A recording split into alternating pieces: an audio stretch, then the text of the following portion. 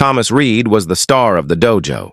At just 25, he was a karate black belt with trophies lined up like medals of honor.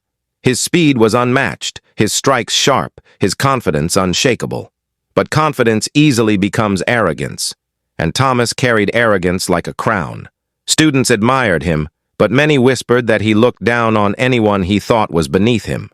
One day, that arrogance would be tested, not by a rival fighter, not by a seasoned master, but by the man who swept the dojo floors. Marcus Williams was in his late 50s. Every evening after the last class ended, he'd quietly sweep the mats, collect the trash, and lock up. To most, he was invisible, just the sweeper. Tall, with graying hair and quiet eyes, Marcus never drew attention to himself. He moved slowly, but with a certain grace that didn't go unnoticed, except by those too arrogant to look closely. Thomas, of course, barely acknowledged him, until one evening.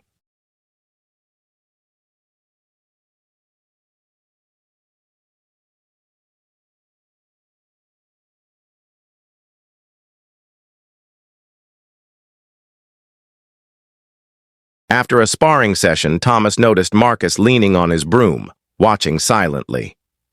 "Like what you see," Thomas called out, smirking. A few students laughed. Then, with a cocky grin, Thomas added, "Tell you what, how about a little spar? For fun. I'll go easy on you." The dojo erupted in giggles. The idea of a black belt sparring with a sweeper sounded ridiculous. Marcus leaned on his broom, meeting Thomas's eyes. His voice was calm, steady. "Only if you're ready to learn something." The room went silent. The students gathered in a circle, recording on their phones. Thomas, grinning confidently, stretched and bounced on his feet. Marcus set his broom aside, bowed with respect, and stepped onto the mat. The whistle blew. Thomas lunged in with a swift kick.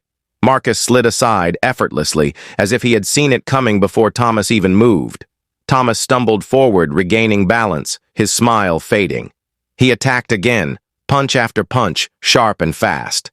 Marcus parried each one smoothly, barely lifting his arms, deflecting with minimal effort. The crowd gasped. Thomas grew frustrated, striking harder, faster, desperate to land a hit.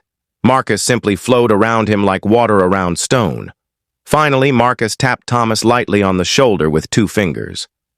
"If this were real," he said. Humiliated, Thomas shouted, "Who are you?" Marcus looked down for a long moment before answering. "Decades ago, I trained right here under Master Chen, before you were even born. I fought in tournaments across the country, learned from masters who never cared about belts or fame. But when life demanded I take care of family, I gave up competition. I found work where I could. Sweeping floors is honest work. But training? That never left me." The dojo was silent. Students stared at Marcus with new eyes. The sweeper wasn't just a worker. He was a master hidden in plain sight. Thomas, pride burning, demanded a rematch, this time full contact. Marcus hesitated. From that day, Thomas changed. He no longer strutted around the dojo as the untouchable champion. Instead, he stayed late after practice, asking Marcus questions. Marcus never bragged, never sought recognition. He only taught through quiet lessons, discipline, humility, patience. Slowly, Thomas transformed. His students noticed. His strikes became calmer, his teaching softer, his respect for others genuine. Years later, when Thomas became an instructor himself, he often told his students, "The most important lesson I ever learned wasn't from a tournament or a trophy. It was from a sweeper who showed me that humility is the highest form of strength." People often asked Marcus why he stayed a